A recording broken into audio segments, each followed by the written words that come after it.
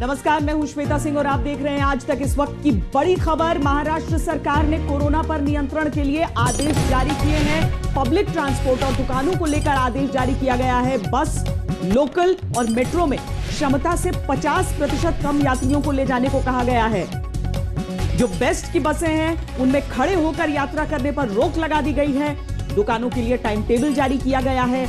कुछ दुकानें सुबह खुलेंगी, कुछ दोपहर के बाद खुलेंगी। जो सरकारी दफ्तर है वहां पर उपस्थिति 50%, यानी वर्क फ्रॉम होम, घर से काम करने की का जो तरीका होता है उसे अपनाने के लिए खासकर सरकारी दफ्तरों को कहा गया है।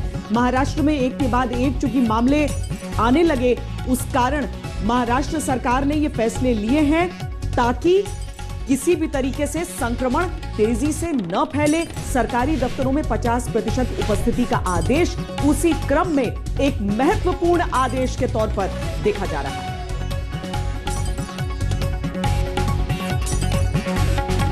भीड़भाड़ के इलाकों में लोग न जाएं, ये अपनी तरफ से कहा जाता है, लेकिन चूंकि लोकल, मुंबई की लोकल, जिसमें लोग बड़ी संख्या में और बहुत करीब एक दूसरे के खड़े रहते हैं, उसमें या फिर बेस्ट की बसों में इस तरह का जो आदेश है वो काफी निर्णायक साबित हो सकता है इस बीमारी के रोकथाम के लिए। पूरी दुनिया इस समय कोरोना वायरस से लड़ रही है। वायरस 167 देशों में फैल चुका है। अगर दुनिया के नक्शे पर हम आपको दिखाएं तो कोरोना वायरस ने एक तरह से पूरी दुनिया को लाल कर दिया है। पूरी दुनिया में कोरोना से संक्रमित मरीजों की संख्या 2 लाख को पार कर चुकी है। दुनिया में 8,000 से ज्यादा मौतें हो चुकी हैं। हालांकि करीब 83,000 लोग ठीक भी हुए हैं। ये अच्छी खबर है और ये हम सबको बल देती है कि हम लड़ेंगे एक साथ मिलकर। कोरोना वायरस की यह महामारी 1918 के स्पेनिश फ्लू की याद दिला रही है। उस दौर में जिस तेजी से संक्रमण फैला था और जितनी मौतें हुई थी, आज पूरी दुनिया को और खास तौर पर भारत को उसे सीखने की आवश्यकता है। 102 साल पहले पूरी दुनिया में स्पेनिश फ्लू ने कहर मचाया था। तब दुनिया की 1/3 आबादी इस वायरस की चपेट में आ गई थी। माना जाता है कि इस वायरस से पूरी दुनिया में 5 से 10 करोड़ लोगों ने अपनी जान गंवाई थी। भारत में मुंबई के बंदरगाहों के जरिए बाहर से यह वायरस देश में आया था। तब इसे बॉम्बे फीवर कहा गया था और कई ब्रिटिश अधिकारियों ने अपने संस्मरण में लिखा था कि यह वायरस बंदरगाह के जरिए किसी चोर की तरह भारत में घुसा।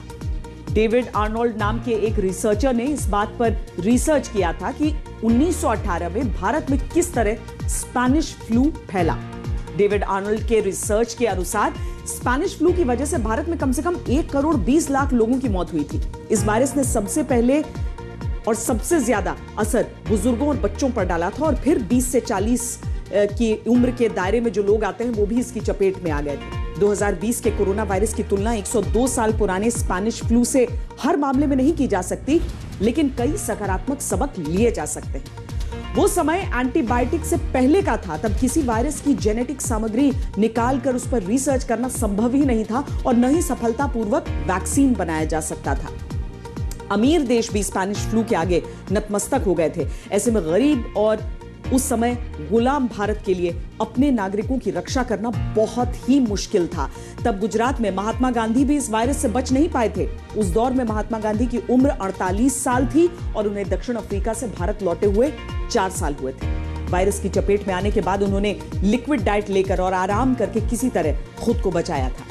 उत्तर भारत में मशहूर कवि सूर्यकांत त्रिपाठी निराला की पत्नी और उनके परिवार के तमाम सदस्य स्पेनिश फ्लू की वजह से उनकी मौत हो गई थी। उन्होंने बाद में एक संस्मरण में यह बताया था कि उनका पूरा परिवार पलक झपकते जैसे गायब हो गया और गंगा नदी लाशों का बोझ ढोते हुए थक गई थी और शवों का अंतिम संस्कार करने के लिए लकड़ियां कम पड़ जाती थी। उस दौर में हिंदी के मशहूर उपन्यासकार मुंशी प्रेमचंद भी बीमार हुए थे। IIM अहमदाबाद के इकोनॉमिक हिस्टोरियन चिन्मय तुम्बे के अनुसार पिछले 120 साल में अर्थव्यवस्था के उतार चढ़ाव का इतिहास देखें तो भारत के लिए सबसे बुरा साल 1918 था, क्योंकि तब विकास दर माइनस में थी और महंगाई ने सारे रिकॉर्ड तोड़ दिए थे। तमाम एक्सपर्ट्स कह रहे हैं कि आज जब हम कोरोना वायरस से लड़ रहे हैं तो हमें 102 साल पुराने सबक को याद करना चाहिए और उससे सीखना चाहिए। हालांकि तब भारत आजाद नहीं था। ब्रिटिश भारत की व्यवस्थाएं और तब की मेडिकल तकनीक आज के मुकाबले बहुत पीछे थी, लेकिन इसके बावजूद 2020 में 1918 को एक केस स्टडी की तरह देखा जा सकता है।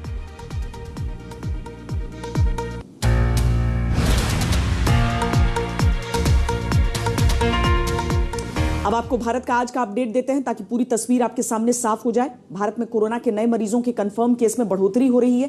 13 मार्च को 89 केस थे, 14 मार्च को 96 हुए, 15 मार्च को 112, 16 मार्च को 124, 17 मार्च को 138 और फिर 18 मार्च को यह आंकड़ा 155 तक पहुंच गया।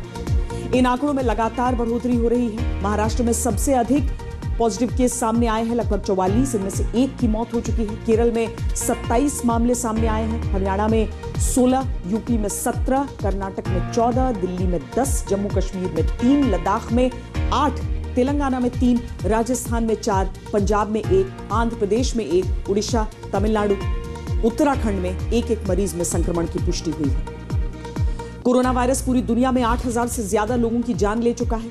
उनमें से 3 भारत के हैं। पहले दिल्ली और कर्नाटक में 2 लोगों की मौत हो चुकी थी और कोरोना से तीसरी मौत मुंबई के कस्तूरबा गांधी अस्पताल में हुई। धीरे धीरे मरीजों की संख्या भी बढ़ी है।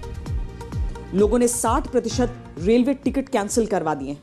महज नॉर्दर्न रेलवे जोन में 1 मार्च से 12 मार्च तक 12,29,000 टिकट्स कैंसिल कराए गए, जिससे नॉर्दर्न रेलवे को 85 करोड़ का रिफंड देना पड़ा। जबकि इसी जोन में फरवरी में 12 दिन में 7.25 लाख टिकट कैंसिल हुए थे।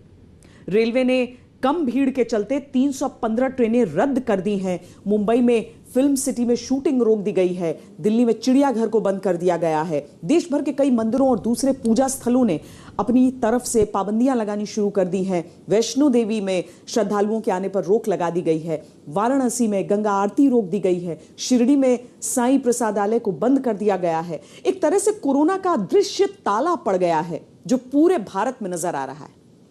हालांकि इन सावधानियों को शुभ संकेत भी माना जाना चाहिए, क्योंकि सावधानी ही कोरोना से हम सबको बचा सकती है।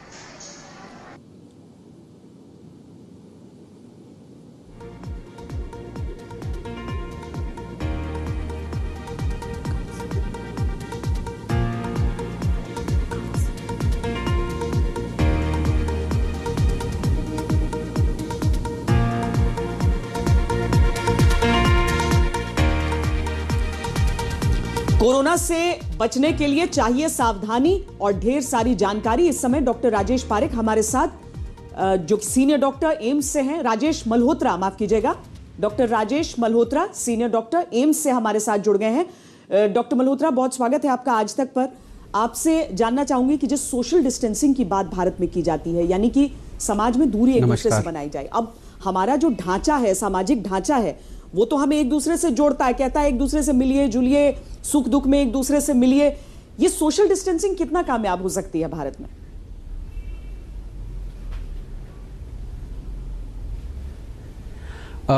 सोशल डिस्टेंसिंग का बेनिफिट तो प्रूवन है श्वेता जी, और हमें इस समय पे आवश्यकता है कि हम अपने ये सोशल कल्चर को थोड़ा चेंज करें, क्योंकि इस समय ये सोशल डिस्टेंसिंग ही एक सबसे बड़ा हमारे पास हथियार है इस बीमारी को स्टेज पे रोकने का। तो इसमें सबसे ज़्यादा जो हम कहते हैं कि बुज़ुर्ग लोग जो हैं, जो शायद इस सोशल डिस्टेंसिंग से सबसे ज़्यादा प्रभावित होंगे, जो घर पे अकेले रहते हैं, जिनको बाहर पार्क में सुबह जाना दोस्तों के साथ अच्छा लगता है या किसी को मिलना अच्छा लगता है, उनके लिए सबसे ज़्यादा कठिन है सोशल डिस्टेंसिंग। पर जो बीमारी एक व्यक्ति से दूसरे व्यक्ति में फैल रही है, उसकी, जिसको हम चेन ऑफ ट्रांसमिशन कहते हैं, उसको ब्रेक करने के लिए सोशल डिस्टेंसिंग बहुत ज़रूरी है। मैं मानता हूं कि हमारे समाज में इसको लाना मुश्किल है, पर यही इस समय हमारी आवश्यकता है। जी बताइए ना, इस दौर में जब इतना सोशल मीडिया चल रहा है, घरों में बच्चों से कहा जाता था कि बाहर जाओ खेलो, और आजकल दोबारा उस दौर में जाना पड़ रहा है जब कहा जा रहा है कि बाहर मत जाओ, अभी कुछ दिनों की सावधानी। एक तो लोग, डॉक्टर मल्होत्रा, बहुत परेशान हो जाते हैं कि ये कब तक चलेगा, क्योंकि सावधानी तो बरतनी होगी कम से कम जब तक इस वायरस का जो प्रकोप है वो दुनिया में कम होता ना दिखे, क्योंकि वैक्सीन में तो समय लगता हुआ दिख रहा है अभी।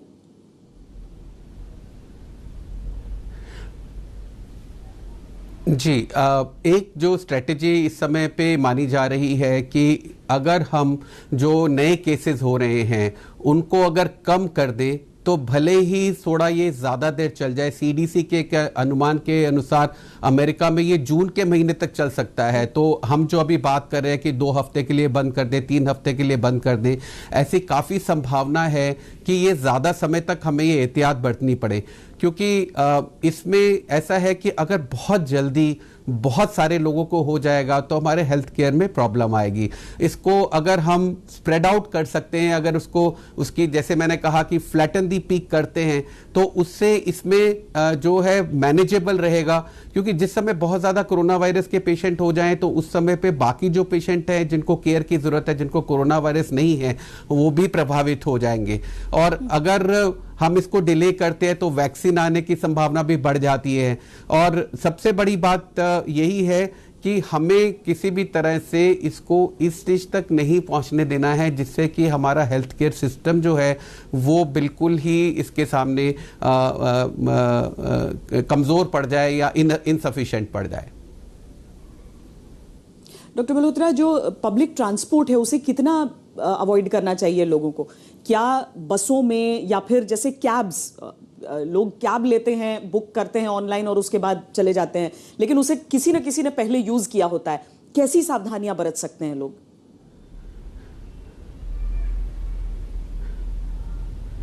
तो बिल्कुल सही आपने कहा श्वेता जी कि जहां भी आप ऐसी जगह जाएंगे जहाँ पे बहुत ज़्यादा लोग हैं या जो बहुत लोग जैसे पब्लिक ट्रांसपोर्ट में ट्रैवल करते हैं, उसके तरीके ये हैं जो कि एक्चुअली बहुत हद तक हमारे यहाँ किए जा रहे हैं। एक तो ये है कि अनावश्यक कहीं पे ट्रैवल ना करें।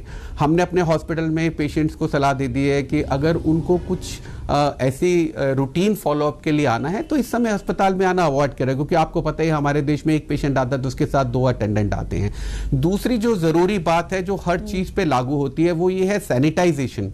तो अगर पब्लिक ट्रांसपोर्ट में चाहे आपके 10 लोग ट्रैवल करें, 10% ट्रैवल कर रहे हैं, 50% कैपेसिटी का ट्रैवल कर रहे हैं, उसकी सैनिटाइजेशन हमें बढ़ानी पड़ेगी। आफ्टर ऑल जब हाँ भी बहुत सारे लोग हैं तो हम लोग हमेशा बात करते हैं कि जो सबसे ज़्यादा गंदी जगह होती है, लिफ्ट के बटन, दरवाजे के हैंडल, वो सारी चीज़ें। और आपने एक सोशल मीडिया की बात कही, तो ये कहना बहुत ज़रूरी है कि आपके टेलीफोन जो है, मोबाइल फ़ोन, वो एक बहुत बड़ा सोर्स होते हैं। तो खास करके जो लोग हॉस्पिटल में काम करते हैं या हॉस्पिटल में जिनका आना जाना होता है, उनको अपने फ़ोन को कम से कम दिन में 2 बार उसको ज़रूर क्लीन कर लेना चाहिए, क्योंकि ये सब चीज़ें हैं जो एक से दूसरे पे आती है। आपने सुना होगा कि करेंसी नोट, जो भी ऐसी चीज जो एक व्यक्ति के संपर्क में आती है वो उसको छूता है और वो दूसरे व्यक्ति के पास जाती है, उसमें ये संभावना है कि उस सरफेस पे वायरस स्टे कर रहा है और उसको दूसरे आदमी को संक्रमित कर सकता है।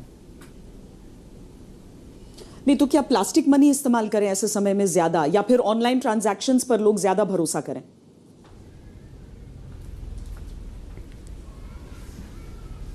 जी बिल्कुल। अगर आपका अपना पर्सनलाइज कंप्यूटर है तो वही बात है, लेकिन अगर आप कोई अपने ऑफिस में यूज़ कर रहे हैं कीबोर्ड या किसी ऐसे कंप्यूटर पे है जो सब लोग यूज़ करते हैं, तो आपको वो सब एहतियात बरतनी पड़ेगी। एक बात का ध्यान रखें, जैसे कि जब भी आप कम से कम हर घंटे में अगर आप ऑफिस में हैं, जाएं और साबुन से हाथ धोएं। बल्कि इतना डिसइंफेक्टेंट भी उतना ज़रूरी नहीं है जितना बार बार हाथ को साबुन और पानी से धोना है, क्योंकि वो एक सबसे ज़्यादा इफ़ेक्टिव इंटरवेंशन है। और जहाँ भी आप ऐसे किसी भी सतह के संपर्क में आ रहे हैं जिस पे बहुत लोग उसको छूते हैं, चाहे वो आपका रेलिंग है, एस्केलेटर है, आपके मॉल में है, मॉल भी एक ऐसी समस्या है।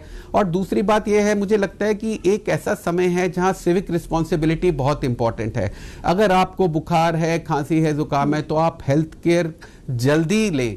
आप अगर जल्दी जाते हैं और अगर जल्दी डायग्नोज हो जाती है तो आप दूसरे लोगों को इन्फेक्ट नहीं करते, तो आप चेन ऑफ ट्रांसमिशन को ब्रेक करने में सबकी मदद करते हैं। ये आपकी अपनी मदद भी है और सारे समाज की, पूरे देश की मदद है।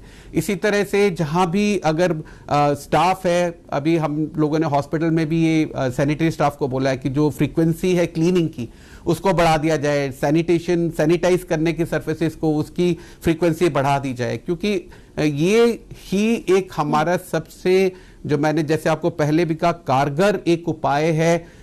अगर हम इसको एक व्यक्ति से दूसरे व्यक्ति में बढ़ने से रोके, ऐसी बीमारी जिसका हमारे पास कोई और भी इलाज नहीं है, ये चेन ऑफ ट्रांसमिशन रोकना ही सबसे इंपॉर्टेंट स्टेप रहेगा। डॉक्टर मल्होत्रा, चूंकि आप ट्रॉमा सेंटर को हेड भी करते हैं, तो और हेल्थ वर्कर्स जो हैं वो तो एक्चुअली इस समय एक सैनिक के तौर पर काम कर रहे हैं कि पूरा रिस्क ले रहे हैं अपने ऊपर एक ऐसे वायरस के सामने जिसमें किसी को पता नहीं। तो वहां पर आपने किस तरह की तैयारियां कर रखी हैं? क्या वहां पर भी आइसोलेशन वार्ड है?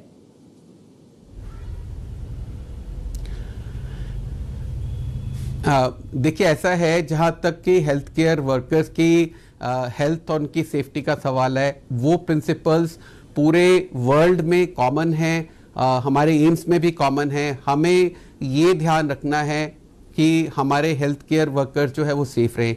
हमें ये ध्यान रखना है कि अगर हमारे पास जो पेशेंट आया है जो संक्रमित नहीं हुआ है, वो हॉस्पिटल में संक्रमित नहीं हो जाए।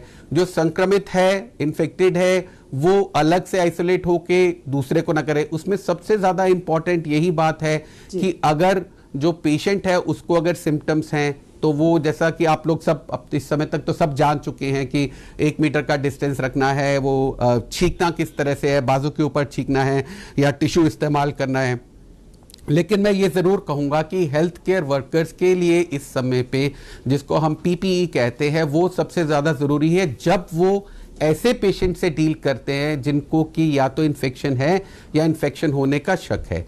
बाकी जगह पे जैसे ऑर्डिनरी सर्जिकल मास्क हैं, वो हेल्थ केयर प्रोवाइडर्स को यूज़ करने चाहिए।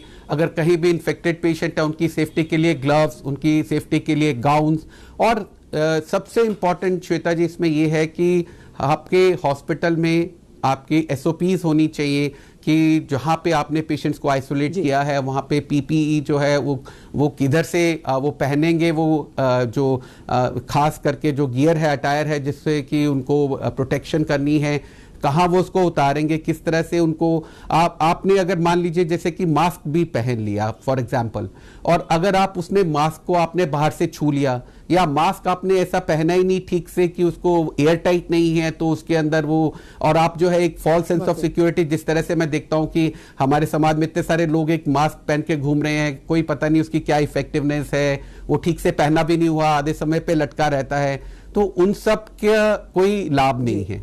लेकिन जहां पे आप ऐसे लोगों के कांटेक्ट में हैं, उनकी केयर कर रहे हैं, आप हेल्थ केयर वर्कर हैं, तो वहां पे ये बहुत ज़रूरी है कि आप ठीक से अपने आप को, जो हॉस्पिटल का हमारा प्रशासन का ये कर्तव्य है कि उनको ये सब मुहैया कराया जाए, और फिर उसके डिस्पोजल भी प्रॉपरली होना चाहिए। मान लीजिए आप मास्क पहनते हैं और मान लीजिए आपको इन्फेक्शन है, उस मास्क को आप उतारते समय उसको कहाँ से छूते हैं, अगर मान लीजिए आपने बहुत महत्वपूर्ण जानकारियां आपने दी है डॉक्टर मल्होत्रा, उसके डिस्पोजल को सही तरीके से करना है, वो सारी जानकारियां जो डॉक्टर राजेश मल्होत्रा हमें दे रहे हैं, वाकई एक एक चीज हम सब के लिए बहुत ज्यादा महत्वपूर्ण है। अभी एक छोटे से ब्रेक के लिए रुक रहे हैं, आप देखते रहिए आज तक।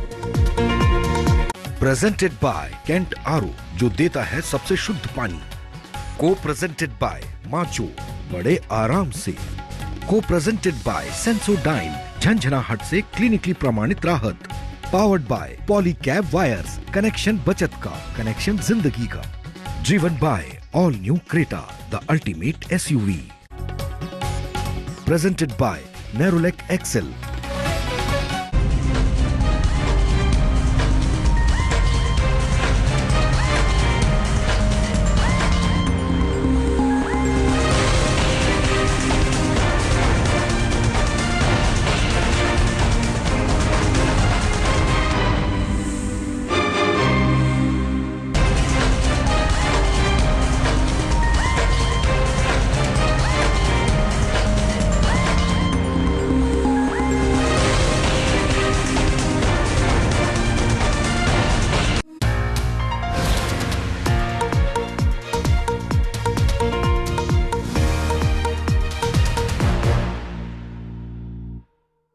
कोरोना के केस भारत में लगातार बढ़ रहे हैं। हालांकि 135 करोड़ की बड़ी आबादी और घनी जनसंख्या वाले देश भारत में कोरोना का कहर यूरोप, अमेरिका और एशिया के अन्य देशों के मुकाबले कम है। भारत के प्रयासों और सावधान कदम की तारीफ WHO ने भी की है। आज तक आपको लगातार कोरोना से जंग की ग्राउंड रिपोर्ट्स दिखा रहा है। कोरोना को लेकर राजधानी दिल्ली से लेकर देश के दूसरे बड़े शहरों में न सिर्फ सरकार के स्तर पर बल्कि निजी स्तर पर भी लोगों ने बड़े पैमाने पर सैनिटाइजेशन करना शुरू किया है। हालांकि कुछ लापरवाहियां भी सामने आई हैं। पश्चिम बंगाल में कोरोना का जो पहला मामला आया है, उस केस में भी गाइडलाइंस का पूरी तरह पालन नहीं हुआ। इन लापरवाहियों को हमें सिस्टम से दूर करना होगा, तभी भारत कोरोना के खिलाफ अपनी जंग जीत सकेगा। कोरोना वायरस को फैलने से रोका जा सकता है। खांसते या छींकते वक्त हमेशा अपने मुंह को रुमाल या टिश्यू से ढकें। हाथों को लगातार साबुन से धोएं। अपनी आंख, नाक और मुंह को छूने से रोकें। अगर किसी को कोरोना का संकट पूरे देश को गिरफ्त में ले चुका है और इस पर विजय पाने के लिए कोशिशें हर स्तर पर करनी पड़ रही हैं। कोरोना पर अलर्ट करने वाली ये पब्लिक अनाउंसमेंट जिस जगह पर हो रही है, वहां से रास्ता पीएमओ, वित्त मंत्रालय और विदेश मंत्रालय को जाता है। कोरोना वायरस को फैलने से रोका जा सकता है। खांसते या छींकते वक्त हमेशा अपने मुंह को रुमाल या टिश्यू से ढकें। हाथों को लगातार साबुन से धोएं। लाउड स्पीकर के जरिए तो जानकारी दी ही जा रही है। साथ ही सुरक्षा बलों को आप देख रहे हैं कि जो भी व्यक्ति नॉर्थ ब्लॉक और साउथ ब्लॉक के लिए ऊपर की तरफ जाता है, चाहे राष्ट्रपति भवन हो, प्रधानमंत्री कार्यालय की तरफ, उनका यहाँ पर आप देख रहे हैं कि टेम्परेचर चेक किया जा रहा है। सैनिटाइजर भी साथ में उनको दिया जाता है कि अपने हाथ को सैनिटाइज करें। तो इस तरीके की जानकारी लगातार कोरोना वायरस से निपटने के लिए इस पूरे इलाके में चल रहा है।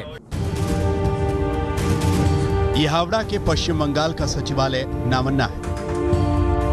बंगाल में भी कोरोना का पॉजिटिव केस आने के बाद से वहां अचानक सावधानियां बढ़ गई। बंगाल के सचिवालय कर्मियों की थर्मल स्क्रीनिंग की जाने लगी है। मुख्यमंत्री ममता बनर्जी ने कह दिया है कि कोई भी हो, चाहे कितना बड़ा वीआईपी हो, कोरोना को लेकर जो गाइडलाइंस है उसे तोड़ नहीं सकता। বিদেশের কেউ যদি কন্ট্যাক্টে আসে, সে বিদেশে ছেলে মেয়েরা আছে, বাবা মার সাথেও যদি কন্ট্যাক্টে আসে, ভাই বোনের সাথেও আসে, আত্মীয় স্বজনের সাথেও আসে, সবাইকে বলবো এখানে চেষ্টা করুন তাদের কোয়ারেন্টাইন সেন্টারে রেখে, যাতে তারা ভালো থাকে, হোমে রেখে আলাদা করে আইসোলেশন করে রেখে, যাতে তারাও ভালো থাকে, আপনারাও ভালো থাকেন। बंगाल सरकार कोरोना को लेकर हरकत में आ गई है, लेकिन इससे पहले कोरोना का जो पहला केस वहां आया, उसे लेकर लापरवाहियां सामने आई हैं। 18 साल का जो लड़का बंगाल का पहला कोरोना मरीज है, वो बंगाल के गृह मंत्रालय में काम करने वाली सेक्रेटरी स्तर के एक अधिकारी का बेटा है। ब्रिटेन से लौटे उस लड़के ने निर्देशों के बावजूद खुद को अस्पताल में भर्ती नहीं कराया। सूत्रों के मुताबिक ब्रिटेन में वो जिन लोगों के साथ था, उन्हें भी कोरोना पॉजिटिव पाया गया है। अब इस लापरवाही की वजह से पूरे बंगाल में हड़कंप मचा हुआ है। बंगाल के गृह सचिव अल्पन बंदोपाध्याय ने खुद को घर में क्वारंटीन किया है। अल्पन बंदोपाध्याय ने कोरोना मरीज की मां के साथ बैठकों में हिस्सा लिया था। बहरहाल बंगाल में कोरोना की दस्तक के बाद अब हर स्तर पर कोरोना के खिलाफ जंग लड़ने की कोशिश की जा रही है, चाहे वो बाजार, मॉल्स और दफ्तरों को सैनिटाइज करना हो या समुद्री मार्गों को। मैं इस समय हूँ वाटर रूट को, जिसको सबसे महत्वपूर्ण माना जाता है, खास तौर से शिपिंग इलाका, क्योंकि अगर हम बात करें हावड़ा और कोलकाता के कनेक्शन की, तो हुगली नदी की एक बहुत बड़ी भूमिका है। दरअसल ये वायरस भी पानी के जरिए बहुत ज़्यादा फैलता है, जिसकी वजह से ये सारी लॉन्चेस को सफाई करना, उनकी सफाई करके ये ध्यान में रखने वाली बात होती है कि जितना जल्दी संभव हो सके उन्हें साफ भी किया जाए। समय बहुत कम होता है, जैसे ही यात्री उतरते हैं वैसे ही सफाई की टीम पहुंच जाती है, और सफाई की टीम पहुंचते ही चंद मिनटों में जितना संभव हो सके जगह को पहुंचती है, साफ करती है, डेटॉल छिड़का जाता है, डिसइंफेक्टेंट छिड़का जाता है, और उसके साथ साथ ये भी ध्यान में रखा जाता है कि जितना जल्दी हो सके इन्हें साफ करके छोड़ा जा सके। देखिए, ये लॉन्च में एक साथ 300 से 400 पैसेंजर आते हैं लॉन्च में, तो एक रिस्क तो रहता ही है। तो इसको हम प्रिवेंट करने के लिए हम लोग क्या करते हैं, रात भर लॉन्च को सफाई करते हैं, डिसइंफेक्टेंट करते हैं, और जितना सारे पैसेंजर जो हमारा जेटी में घुसते हैं उसका हर का हाथ में हम लोग सैनिटाइजर ड्रॉप देते हैं। और जो पैसेंजर वेसल जब आते हैं जेटी में, जब पैसेंजर उतर जाते हैं उसके बाद फिर से हम लोग डिसइंफेक्टेंट करते हैं। हम लोग वाइप आउट करते हैं जितने हैंडल से, बार से, और जितना सीट्स वगैरह है वो हम लोग डेटॉल से स्प्रे करते हैं। इसी तरह से हम पूरी तरह कोशिश कर रहे हैं कि ये वायरस को रोका जाए। दिल्ली, मुंबई, बेंगलुरु, नोएडा, गुरुग्राम जैसे शहरों में सैनिटाइजेशन को लेकर बेहद गंभीरता बरती जाने लगी है। हालांकि जब ममता बनर्जी ने पहली बार देखा कि इस तरह की सावधानी बरती जा रही है, तो उन्होंने कहा था कि दिल्ली के दंगों पर चर्चा से बचने के लिए सरकार ने कोरोना से जुड़ा ऐसा डर फैलाने का प्रयास किया है। बहरहाल हम सब के आसपास कहीं भी ये हो सकता है, इसीलिए सावधान रहने की जरूरत सबको होती है। इंडिया टुडे ग्रुप में एसोसिएट एडिटर अनन्या भट्टाचार्य इस समय हमारे साथ हैं। अनन्या इजिप्ट गई थी, वहां से लौटी तो उन्हें लगा कि उनमें कोरोना के लक्षण हैं, उन्हें क्वारंटीन किया गया। वहां उनका जो अनुभव रहा वो शेयर करने के लिए अनन्या हमारे साथ हैं। अनन्या, स्वागत है आपका। क्या हुआ था, इजिप्ट क्यों गई थी आप घूमने के लिए, और उसके बाद क्या हुआ, जरा बताएं। नमस्ते श्वेता जी। तो मैं बेसिकली दिसंबर में मैंने इजिप्ट के टिकट्स बुक किए थे घूमने जाने के लिए, हॉलिडे के लिए। Because March is a good time to visit the place. तो जब मैं जा रही थी तब, मतलब जब मैंने बुक किया था टिकट, तब कोरोना वायरस इतना ज्यादा ये कहर नहीं मचा था। तब सिर्फ चाइना से कुछ केसेस मतलब आए थे, और ये इतना ऐसे आउटब्रेक नहीं हुआ था उस टाइम पे। तो और इजिप्ट, जैसे आपको पता ही होगा कि इजिप्ट में केसेस बहुत कम आए थे। तो जब हम लोग मतलब even a week before boarding my flight एक केस था इजिप्ट में, तो हम लोग थोड़ा ये थे कि ठीक है शायद इतना आउटब्रेक नहीं है वहां पे। फिर जिस दिन हमें फ्लाइट बोर्ड करना था उसी दिन 12 और पॉजिटिव केसेस आए इजिप्ट में, एक क्रूज शिप में। तो हमने फिर चेक किया कि नहीं, वो क्रूज शिप हमारा नहीं था। तो खैर हमने जब फ्लाइट बोर्ड किया तो थोड़ा तो रिग्रेट हुआ कि शायद ये खराब डिसीजन ले लिया मैंने इस टाइम पे ट्रैवल करने का, क्योंकि तब तक दिल्ली के केसेस आ गए थे, नोएडा में भी केसेस कुछ आ गए थे। तो उसके बाद एनीवे हम गए, वहां से कायरो पहुंचे तो थर्मल स्क्रीनिंग हुआ हमारा, और उसमें कुछ मतलब हीट, मतलब टेम्परेचर था नहीं मेरा। तो कायरो जाने के बाद वहां पे टेम्परेचर्स थोड़े एक्सट्रीम होते हैं वहाँ, मतलब दिन में काफी गर्मी होती है और रात को एकदम से ठंड हो जाती है। तो उसके बाद हम एक क्रूज शिप पे थे, तो उसके डेक पे तो काफी लोग हमारे ग्रुप से we actually caught a cold. तो जब मैं वापस आ रही थी इजिप्ट से, तो मुझे लगा कि मुझे ये हेल्थ फॉर्म पे डिक्लेयर करना चाहिए, क्योंकि वहां पे 3 ऑप्शंस होते हैं कि आपको फीवर, आप किससे सफर कर रहे हो अभी, फीवर, कॉफ या रेस्पिरेटरी प्रॉब्लम्स। तो सिंस मेरा माइल्ड कॉफ एक था, तो मैंने वो डिक्लेयर किया फॉर्म पे। और फिर मैं कायरो से बहरीन होते हुए मैं दिल्ली पहुंची, और वहाँ पे दिल्ली के एयरपोर्ट पे जो स्क्रीनिंग काउंटर था वहाँ पे मुझे रोका गया। मुझे बोला गया कि क्या कफ है आपका, सिम्टम्स पूछे गए कि फीवर है या बॉडी एक है, क्या है क्या नहीं है। तो सब मैंने नेगेटिव बोला, क्योंकि मेरे और कुछ मतलब एक वो कफ के अलावा और कुछ था नहीं। तो मुझे वहाँ पे बोला गया कि आप ये हैजमेट सूट जो है ये पहनिए, और आपको आइसोलेट करना पड़ेगा, क्योंकि आप हेल्दी हो सकते हैं लेकिन आप रिकवरी भी कर जाएंगे अगर even if you are corona virus positive, लेकिन आप कैरियर बन जाएंगे। तो अनन्या, ये वीडियोस आपके देख रहे हैं हम, वो पिक्चर्स देख रहे हैं, जो आइसोलेशन वार्ड की आप दिखा रही हैं कि क्या खाना किस तरह का, तो वो चीजें अगर आप लोगों को बताएंगे तो वो लोग कम से कम जो भाग रहे हैं अपने चेकअप से, वो कम से कम रुकेंगे, क्योंकि देखकर ऐसा नहीं लग रहा है कि इतने बुरे आपको कोई जेल के हालात में नहीं रखा जा रहा है। नहीं, ये गलतफहमी है एक्चुअली। जो आइसोलेशन वार्ड में मैं थी, सफदरजंग हॉस्पिटल में ये आइसोलेशन वार्ड था।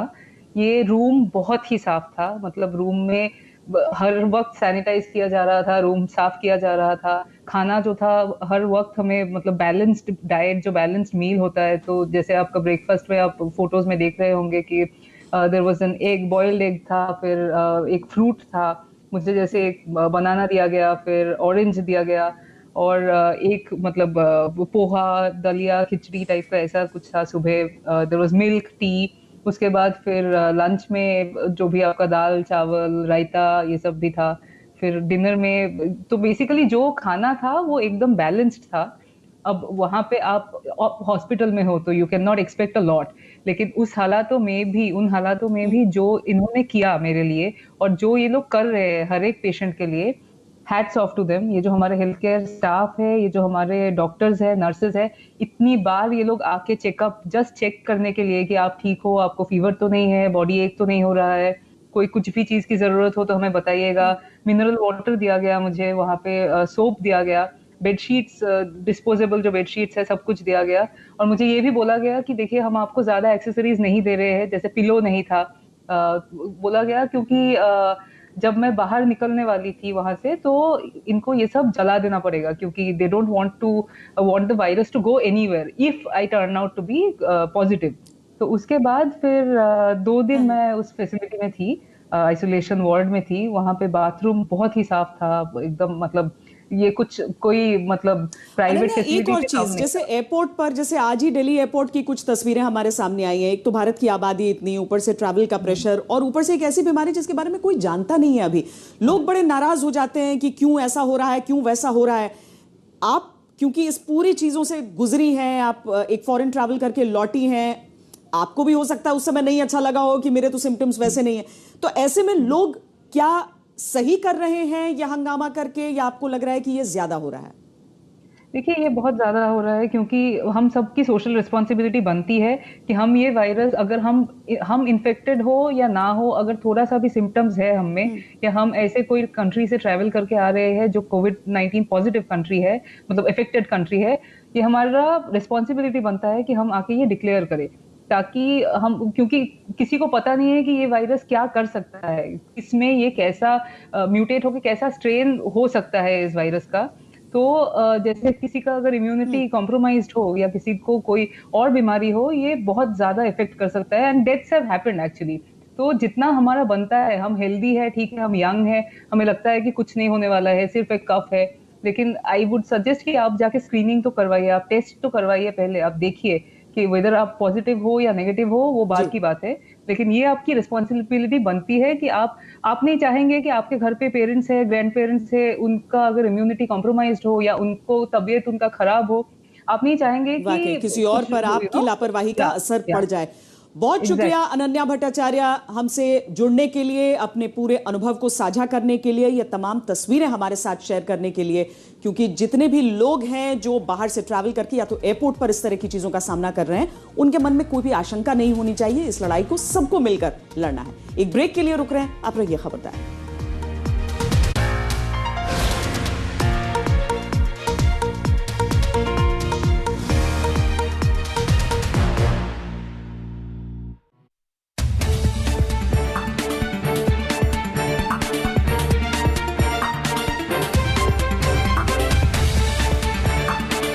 Surkhia was presented by Patanjali Herbal Bath Soap.